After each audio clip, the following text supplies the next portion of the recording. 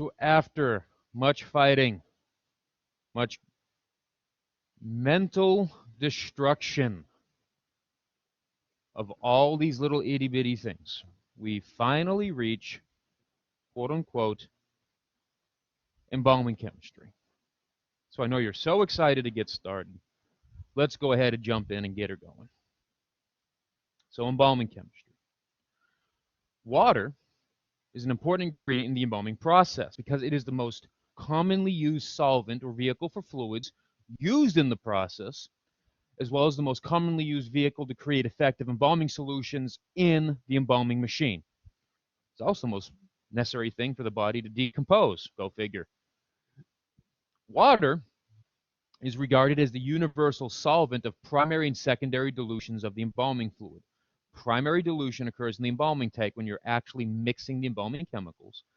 Secondary dilution occurs in the body when that mixture of embalming, your solution that you've created, goes into the body, into the tissues, and is further diluted by the water in the tissues and the other items in the tissues.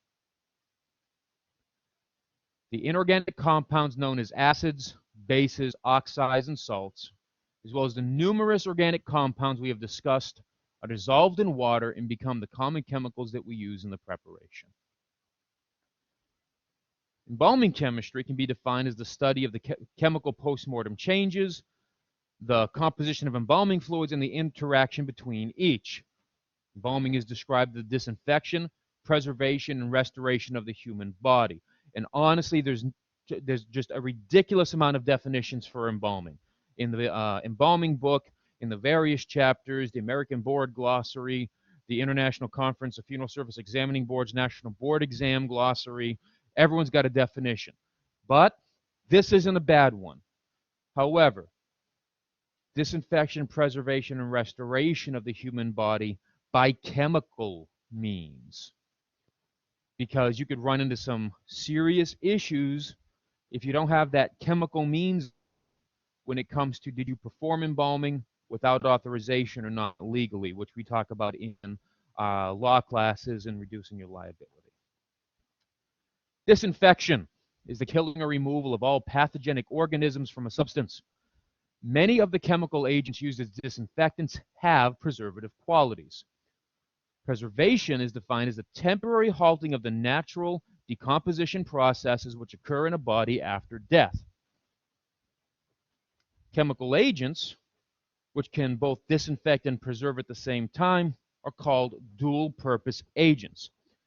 It makes good business sense to use chemicals which can multitask from the manufacturer as well as the practitioner standpoint. Hey, if I can make one chemical that does both, I can probably manufacture that in larger quantities cheaper, sell it cheaper, and maybe a greater markup, make more money. There are three families of disinfectant preservative agents used in the manufacture of embalming fluids. We've seen all of these before. Aldehydes, alcohols, and phenolic compounds, carbolic acid, okay? Formaldehyde and glutaraldehyde are the two most commonly used members of the aldehyde group.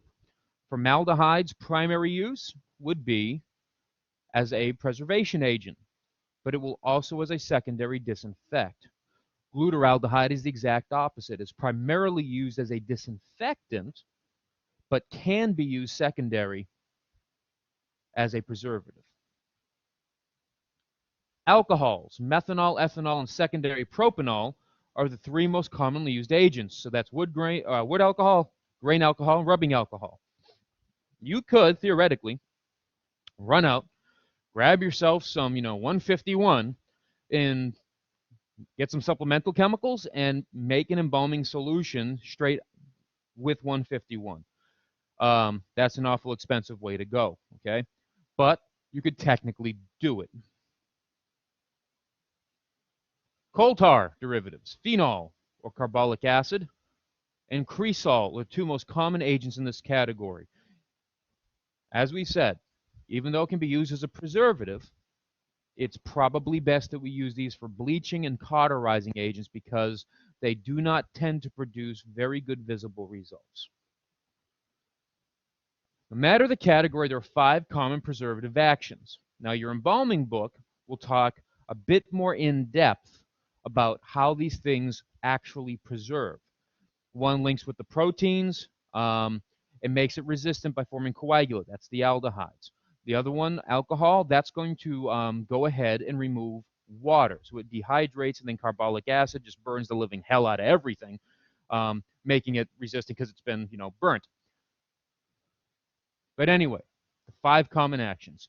Neutralization of the unstable chemical ions created by deamination and decarboxylation of protein and amino acids during the hydrolytic autolysis process.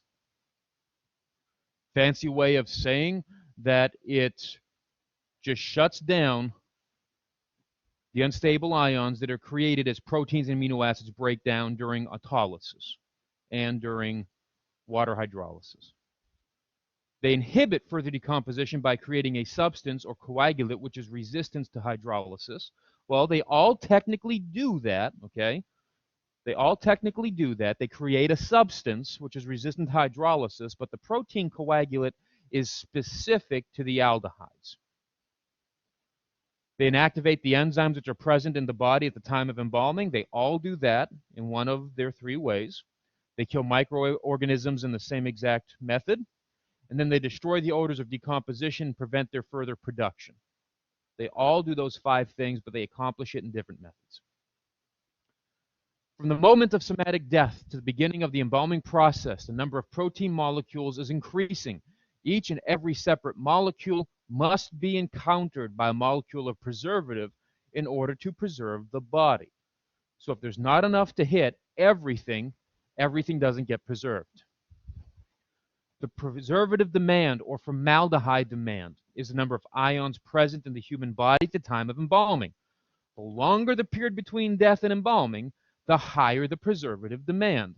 It is recommended that a preservative residual be created in the body at the time of its embalming. A residual can be described as the number of molecules of preservative injected into the body in excess of the preservative demand. Okay, translated into everyday non-PhD speak. You need to inject enough to actually get the job done. Okay? That's what the first paragraph says. And the longer you delay between death and the embalming, the more formaldehyde you are going to need to actually meet the preservative demand, the amount necessary to achieve good results, so to speak. I don't want to say good results definitively because you can meet preservative demand, but not have visually good results because maybe condition of the body, whatever. But it is good enough to meet so the body does not further decompose uncontrollably. And not only should you meet the demand of what it needs right now, you should anticipate as time progresses that there be formaldehyde there to continue the process for you. That is what it's talking about with this residual, is that after you inject, or during your injection, that you are injecting not just enough to give you the one-day view, okay, but enough to make sure that you've done the job appropriately and that the body is capable of being preserved for standard funeralization processes. The basic goal of embalming requires the practitioner to meet the formaldehyde demand and establish a residual. This will ensure proper disinfection, make the body safe or safer to the friends and guests who are visiting and in exposure to it. Preservation, so it remains, in a state of good condition, or at least does not further deteriorate, and creates the proper platform for restoration. If you do not have decent embalming, you will never have decent restoration because you are fighting the decomposition process while you're trying to restore. You can't do it. The foundation for restorative art is proper and effective embalming. Preservative agents may slow down or delay the decomposition for an extended period of time, but the body will still continue to change. And once your preservative in the body is exhausted, decomposition will resume. So once it blows through what you injected as the primary, it's going to look for the residual. Once the residual is gone, everything will go back the way it was, and the body will again start to break down. Making the body resistant to hydrolysis describes the state of the protein coagulate that is formed from the formaldehyde and protein reaction. Remember what I said, alcohols and carbolic acids, coal tar derivatives, embalm differently than make protein coagulant. The mere presence of an excessive amount of water in or around the protein coagulate may dislodge the preservative on the amino acid and allow the peptide bond to be reestablished. This will allow the water to act upon the tissue in a hydrolytic manner, and decomposition of the tissues can resume. So you've done your job, but you failed to remove enough water. The mere fact that the water exists, that the water is there. It could be water in the environment. It could be condensation as a result of your air conditioner going on and off.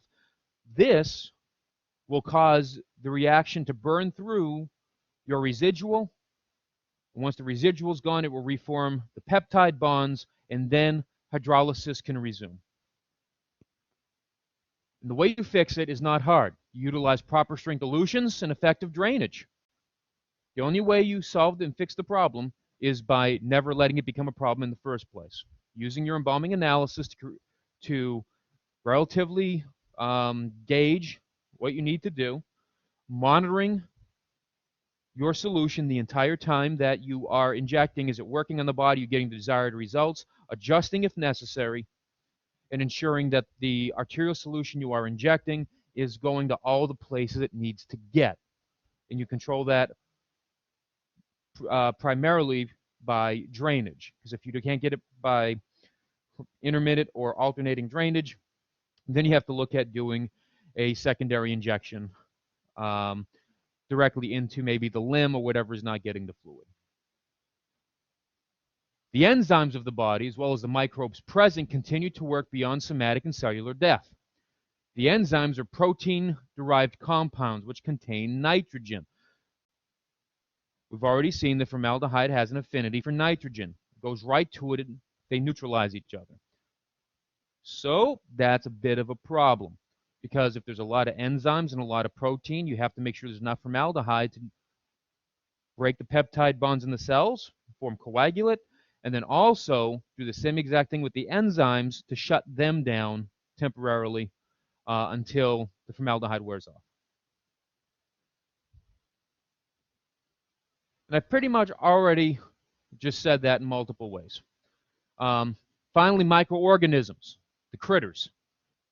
They have protoplasm, which has nitrogen. Formaldehyde links with this protein material and then kills the organism. So we're actually killing little itty bitty critters in you. And that's also going to make sure that you don't have any translocation of microbes, migrating from your abdominal cavity, your indigenous digestive flora into other areas of the body where they just go ahead and start, decomposing you.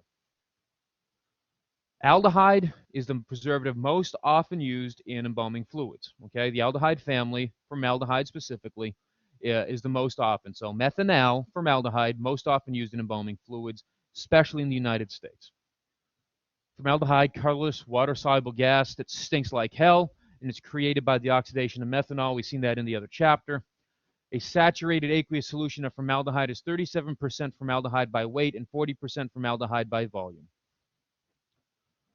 Although formaldehyde and water is often described as a mixture, it is known that formaldehyde gas molecules and water molecules actually combine into methylene glycol. Again, there should not be anything new. We saw this in the other chapter. This is simply, that multiple editors, authors of this book, writing these individual chapters. Methylene glycol is an unstable compound, much like hydrogen peroxide in nature. It is known that hydrogen peroxide can easily dissociate into water and nascent oxygen. You should remember what nascent oxygen is. In the same manner, a molecule of methylene glycol can dissociate or polymerize into water and formaldehyde gas, from which it is formed with very little trouble. The methylene glycol molecule returns to formaldehyde and water by exposure to air, light, heat, and/or cold. Basically, anything will cause methylene glycol to break down. So many embalming fluid manufacturers have labels that caution the embalmer to keep the bottle tightly capped, storing in air of moderate temperature. They caution the embalmer to avoid storing fluid in areas of extreme temperature change. And finally, they're either using amber-colored bottles, which I don't really see on Pierce or Dodge chemicals, but they do use labels that surround the fluid bottle on all sides, especially now in 2017 The Dodge labels went from the little label on the front to something that wraps around the near entirety of the bottle, and probably for this reason. So here is one of the Dodge Chemicals Plasdipake. Not one that I normally use. I just don't have it in the embalming lab. I should probably get some and play with it and see what it does. But if you were to print that, it would wrap completely around that 16-ounce bottle with just maybe an eighth of an inch space between the left and right ends of the label. And it will almost pretty much cover the bottle from the near spout all the way to the base. Separation of the methylene glycol molecule into gas, formaldehyde gas, will reduce the index of the container when the gas escapes from an uncapped bottle. So moral of the story, don't open something until you're ready to use it, because just like a bottle of your favorite carbonated beverage, as soon as you crack the seal, it's losing gas. Let it sit out long enough, and it becomes a flavorless mess. It's also known that methylene glycol will polymerize into paraformaldehyde particulate, which settles out on the bottom of the container, which will also reduce the index of the solution. Now, commonly see people grab this stuff, you shake the bottle up, and it goes, quote unquote, back into the solution. That is not true, okay? It does not reform methylene glycol. All you're doing is redistributing the paraformaldehyde into the solution. It just forms a suspension. That's all it does. But it's still better than doing nothing and letting all that coagulate sit at the bottom while you pour it into the tank. You really want to make sure that at a minimum you shake it all up so at least the suspension isn't going to mess up your machine, and also will not likely clog things when you start injecting it into the remains. Polymerization of formaldehyde can be prevented by the addition of methyl alcohol, because methyl alcohol is known to be an effective anti-polymerization agent used in embalming fluids. Formaldehyde-based substances have an affinity for nitrogen-based substances. As we've seen, proteins and amino acids, enzymes, and microbes all have, in some way, shape, or form, nitrogen compounds. Proteins and amino acids are preserved when united with formaldehyde-based substances, which converts them from that liquid, room temperature form to a coagulant. Well, lipids don't contain nitrogen, but they are encased in fibers of protein which have the nitrogen. So what the formaldehyde does is, since it can't hit the lipid itself, it actually goes after the protein fibers.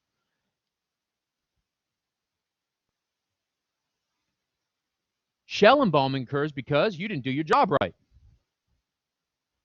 Well, because fluid takes the path of least resistance, and you didn't do your job right by monitoring total number of solution injected into the body, etc., etc., etc. Well, shell embalming occurs only when the superficial tissues are preserved. The deeper the tissues receive little, if any, preservative, this is obviously a problem, because the body will literally rot from the inside out.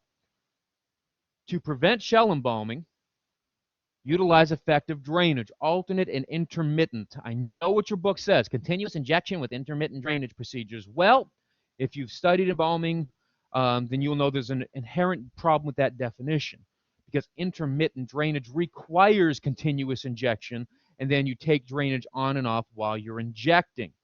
If you inject, turn the machine off, then open your drainage and drain, and then close your drainage and turn the machine on, then you have alternate drainage.